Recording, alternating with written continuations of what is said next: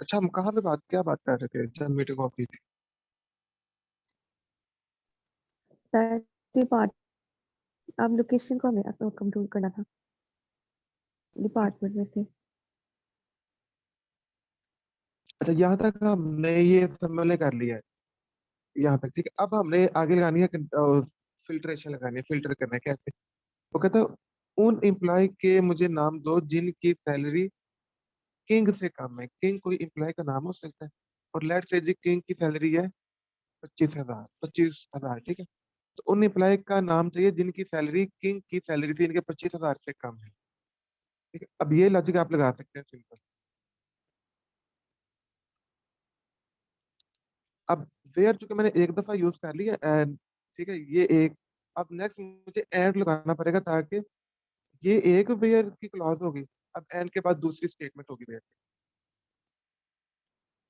And.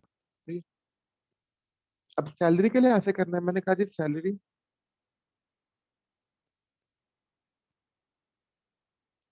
Less then. अब यहाँ पे हमें ना सब क्यूरी की जरूरत पड़ेगी थोड़ा सा। क्यूरी ना थोड़ी सी लॉन्ग हो रही है, बट आपने उस चीज को नहीं देखना। लॉजिक समझे तो आपकी जितनी मर्जी चली जाए, आपको टेंशन नहीं होती। सैलरी लेस देन होनी चाहिए किसकी सैलरी के? किंग की। मतलब सैलरी फ्रॉम टेबल है हमारे पास employee where E name equal to किसके हो जी? किंग के।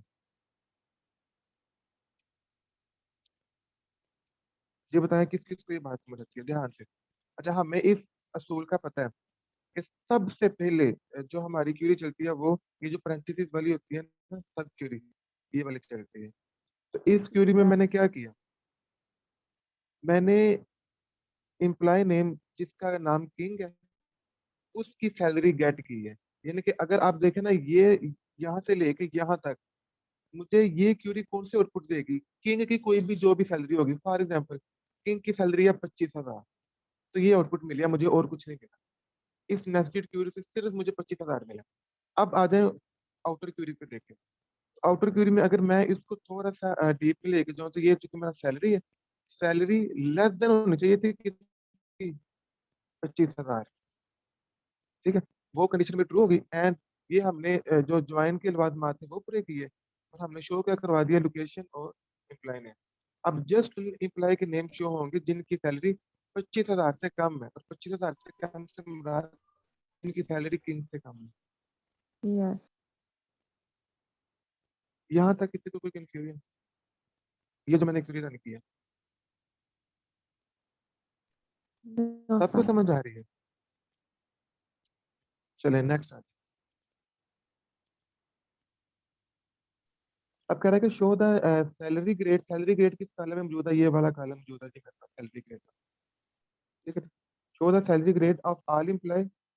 ओके, हमने सैलरी ग्रेड शो करना है। अब इट्स मीन कि मुझे जो चीज डिस्प्ले करवानी है वो सिर्फ एक टेबल से करवानी है, और उसका नाम क्या है?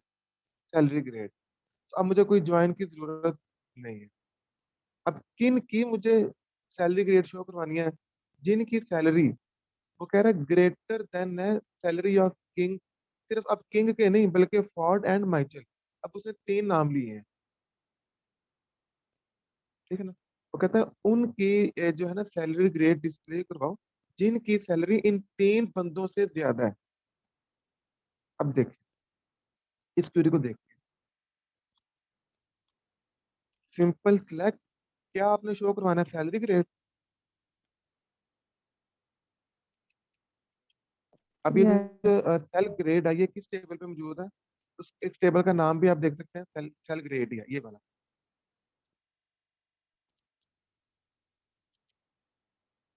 From sal grade. अच्छा जी, अब लगेगी वेयर।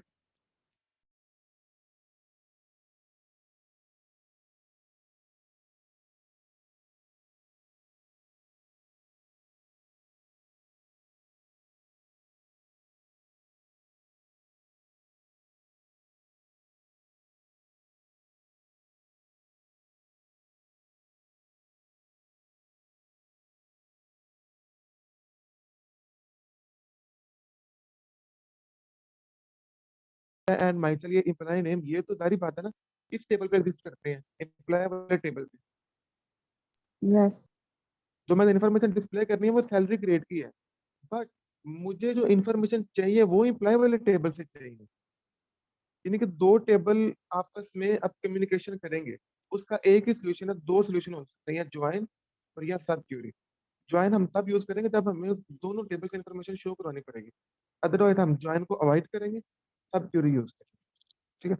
अब सब क्यूरी के लिए भी ये बात जरूरी है कि जो सैलरी ग्रेड ये वाला जो मेरा टेबल है और ये जो मेरा एम्प्लॉय वाला टेबल है, दोनों के अंदर रिलेशन का होना जरूरी है। और हम देखें इसने में वैल्यूज तो नहीं दी, इस क्वेश्चन में हमारे पास वैल्यूज नहीं है इन टेबल की, जस्ट स्ट्रक्चर है। तो स्ट्रक्चर के बेस पे हम लोगों को ना सेंस बन सकते हैं, जैसे ऊपर मैंने सेंस बनाया था ना कि डिपार्टमेंट नंबर और ये डिपार्टमेंट नंबर ये कॉमन है, यस और ये इसके क्योंकि इन दोनों का कॉलम नेम भी सेम था। ओके। अच्छा, आपको पता होगा जब हमने फॉरेन की बात की थी तो हमने कहा था कि जरूरी नहीं कि फॉरेन की का नाम सेम रखें, आप अलग भी रख सकते हैं, ये चॉइस है, सेम भी रख सकते हैं, अलग भी रख सकते हैं। बट इस टेबल में और इस टेबल का अब जो है ना प्राइमरी फॉरेन का रिलेशन कहाँ से पता चलेगा? नाम सेम, नाम तो कोई भी नहीं है दोनों में, लेकिन हमें सेंस बनता है कि ये जो सैलरी है ना ये एज फॉरेन की इधर आई है यहाँ, ठीक है ना, सेंस बन गई ना हमारी, क्योंकि सैलरी ही सैलरी को डिनोट कर सकती है ना, डिनोट कर सकती है। तो यस सैलरी और रिलेशन बनेगा इस टेबल के साथ सैलरी ग्रेड से। ओके, ये बात आपको पता होना चाहिए कि दोनों टेबल में जो रिलेशन की है वो कौन सी है, जिसको हम प्राइमरी एंड फॉरेन की कहते हैं। ओके जी, चलिए जी, तो मैं लगा रहा हूँ वेयर सेल ग्रेड। अब ये मैंने यूज कर ली ये वाली जो की है ना, ये एज प्राइमरी और फॉरेन के साथ। अब आगे आ जाएगी nested query,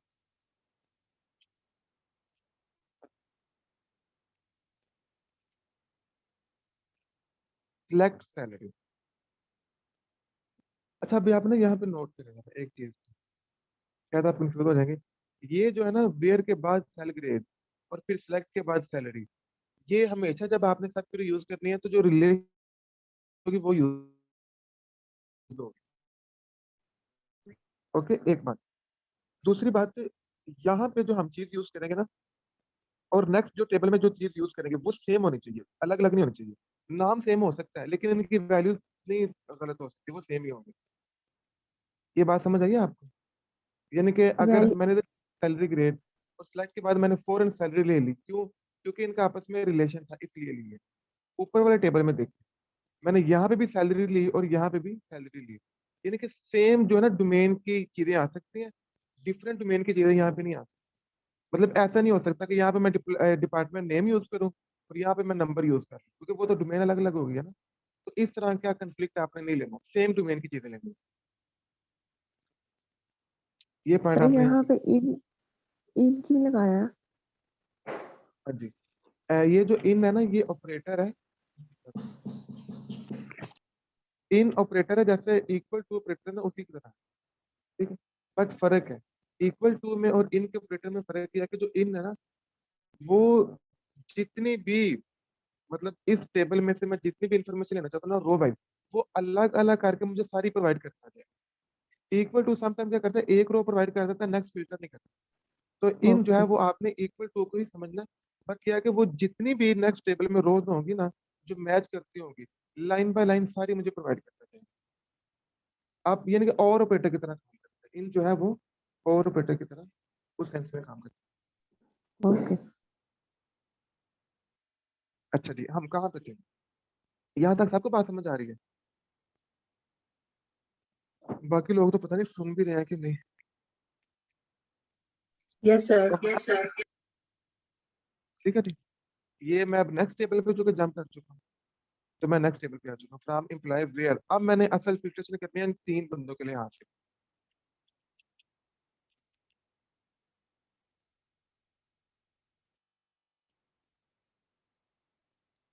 where salary greater than होनी चाहिए तीन के। अच्छा, यहाँ तक बात हम रहती है, सबसे पहले आप जरा अगेन नोट करें, थोड़ा सा ना कम्प्लेक्स हो रही है चीज, पर इसको हम सिंपल कर लेते हैं। मुझे सैलरी ग्रेड शो करना था, तो सैलरी ग्रेड किस टेबल पे मौजूद है, सेल ग्रेड का, तो मैंने select sal grade from sal grade, ये टेबल का नेम, ठीक है। और ये मुझे जो चीज डिस्प्ले करवानी है। अब आगे मैंने जो कि तीन बंदे इंप्लाई ने मुझे इस टेबल पे जंप करना पड़ना है। तो मसला ये था कि दोनों में रिलेशन की का होना जरूरी है, तो हमें नजर आई सेंस ये बने कि ये वाली और ये वाली आपस में रिलेशन कायम कर सकती है, ठीक है ना, और किसी का नहीं, लॉजिक नहीं बनती। अगर तो वैल्यूज पुट होती फिर हमें क्लियरली पता चल जाता, बट अभी हम सेंस बना सकते हैं। तो मैंने वेयर, ये जो मेरी रिलेशन की थी और ये वाली रिलेशन की थी, दोनों में रिलेशन कायम करके कौन सी, मैंने अब इस टेबल पे जंप कर चुका हूँ, बस ये असल पर्पज है। इस और इसके थ्रू मैंने क्या किया, इस टेबल से मैं अब इस टेबल पे स्विच कर चुका हूँ। नेक्स्ट मुझे देखना है कि मुझे किस लिहाज से ये तीन बंदों के लिहाज से सैलरी ग्रेटर होनी चाहिए था ना, तो हम लिखेंगे वेयर सैलरी ग्रेटर देन होनी चाहिए। Okay, where salary greater than होनी चाहिए। यस। नेक्स्ट, अगेन यहाँ पे ना सबगिरी लगेगी। अब मुझे सैलरी चाहिए, select salary from employ where. अब आप ले लें जी उन बंदों को, इन है,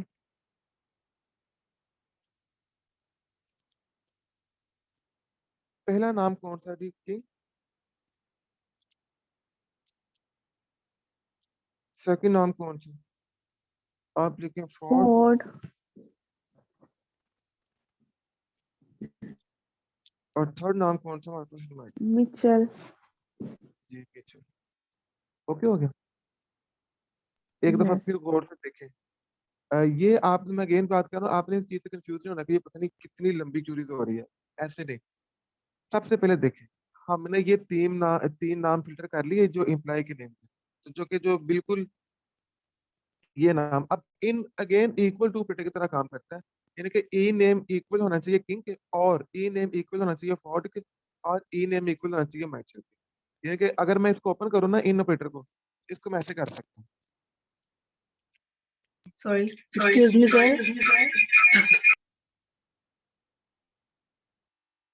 जी जी, सर ये आपने इन क्यों यहाँ पे लिखा है? ये मैं अभी कर रहा हूँ जी।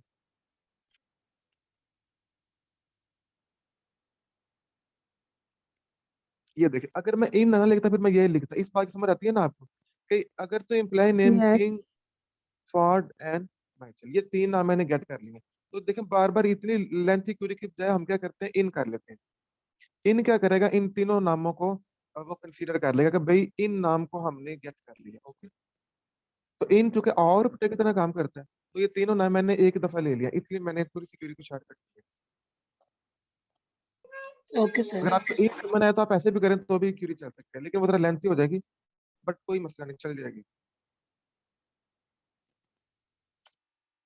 अच्छा जी, पहले हमने इन तीन नामों को फिल्टर कर लिया, ये बात समझ आ रही है। अच्छा, यस। अब यहाँ पे वो क्या होगी, सैलरी को ग्रेटर करेगा इन तीनों के लिहाज से, ये जो सैलरी है वो ग्रेटर होनी चाहिए इन तीनों के लिहाज से। देन वही हमने यहाँ से आके फिर सैलरी ग्रेड शो करवा देंगे, ओके। नेक्स्ट चलें जी, कोई क्वेश्चन है तो कर लीजिए। यस। अब थोड़ा सा ना आसान चीजें हैं, तो टाइम बहुत जल्दी गुजर जाता है। अब वो कह रहा है show the name and job title of all those employ whose name is. बाकी आप कर लेंगे, बट आपको ये समझ आना चाहिए कि whose name is containing the, containing the से क्या मुराद है। हम ऐसे करते हैं ना, ई नेम पैटर्न बनाने के लिए हम लाइफ यूज करते हैं,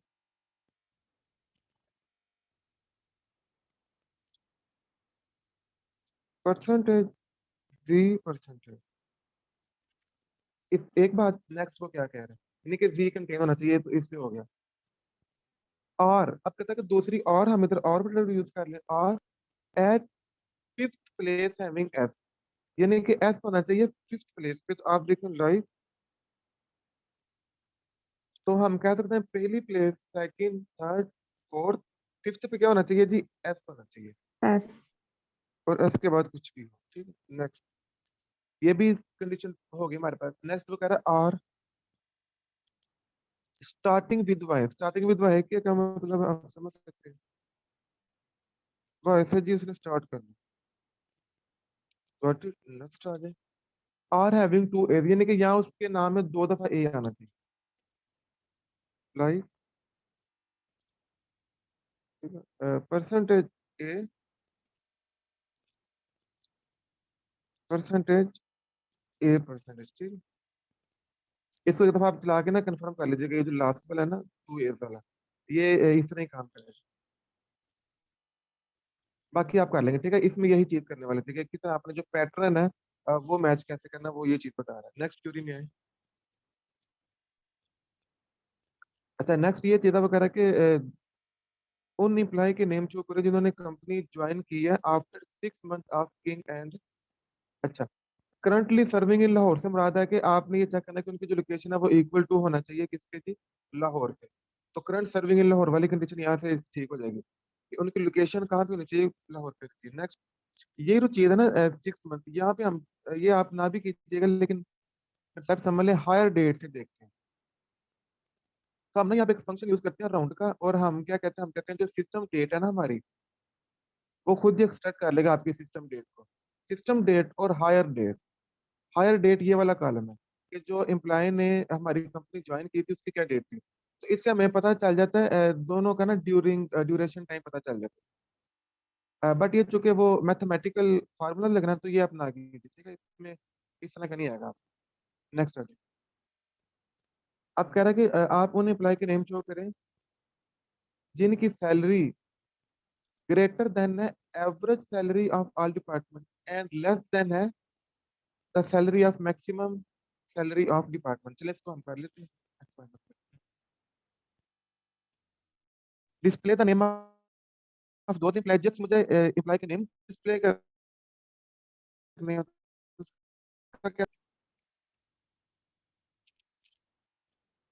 सिलेक्ट एम्प्लॉय नेम, टेबल का नाम क्या है हमारा, एम्प्लॉय। ठीक है, आगे अब फिल्ट्रेशन करनी है हमने, वो किस लिहाज से करना है, whose salary, where, where salary greater than होनी चाहिए। जी ग्रेटर देन होगी किसके, एवरेज सैलरी ऑफ, मतलब जितने भी हमारे डिपार्टमेंट की सैलरी उनकी एवरेज सैलरी से ग्रेटर। तो आप नेस्टेड क्वेरी यहाँ पे लगा लें। सिलेक्ट एवरेज सैलरी के लिए हमने एग्रीगेशन फंक्शन पढ़ा हुआ है, एवीजी। ठीक है,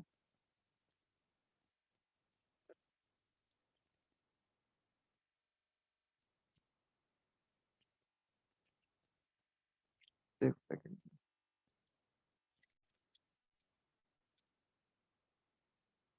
ये होगी, मतलब एवरेज सैलरी मैंने एक्सपेक्ट कर लिया, वो डायरेक्ट कर लेगा ये एग्रीगेशन।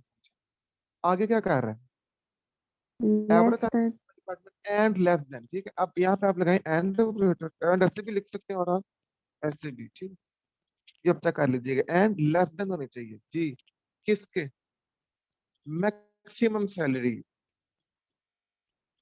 मतलब मैक्स, मैक्स सैलरी का तरीका ये कि आप इस तरह एग्रीगेशन फंक्शन यूज करें और मैक्स सैलरी। जी बस ये सिंपल है कि नहीं।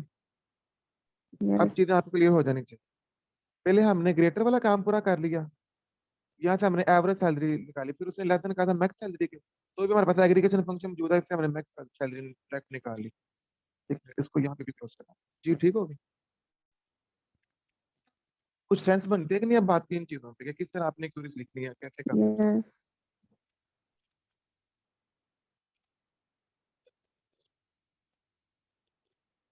जी एनी क्वेश्चन। अब ऐसा है कि आपकी जो है ना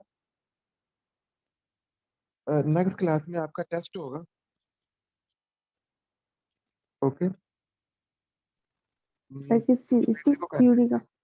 जितना डेटाबेस का पढ़ा है, क्यूरीज भी और जो हमने थ्योरीज भी पढ़ी हैं, उस सारे का टेस्ट होगा। उसके बाद मैं कुछ अगेन आपको ना कुछ पेपर करने के लिए दूंगा। ठीक, आपकी इंशाल्लाह तैयारी क्यूरी अच्छी हो और जाएगी। क्यूरीज भी और क्यूरीज भी दोनों चीजें, जितना हमने पढ़ लिया सारा आपका टेस्ट होगा फ्राइडे को।